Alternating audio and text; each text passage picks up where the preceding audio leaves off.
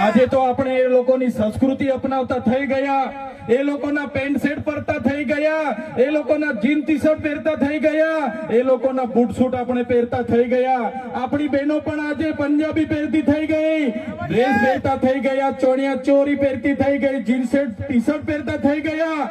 ત્યારે આવનારા દિવસોમાં આપણો દુશ્મન કોણ છે તે આપણને ખબર પડવાની નથી. ત્યારે આપણે મૌલિક નૈતિક મૂલ્યો આપણે જાળવવા પડશે, આપણી બોલી ભાષા આપણે સાચવવી પડશે, આપણો પહેરવેશ, આપણી સંસ્કૃતિ, આપણા વારસામાં મળેલી આપણી પરંપરાઓ, રીત રિવાજો આપણે સાચવવા પડશે. સાથીઓ, આપણા વિસ્તારમાં વૈશ્વિકરણના નામે જમીનો છીનવાય છે, ઔદ્યોગિકરણના નામે જીઆઈડીસી આવી એમાં જમીનો છીનવાઈ ગઈ, અને તમે જોઈ લો આજે ધર્માંતરણના નામે આદિવાસીઓને ભોળવામાં આવે છે, આજે શિક્ષણના નામે ધર્મના પ્રચારો થાય છે.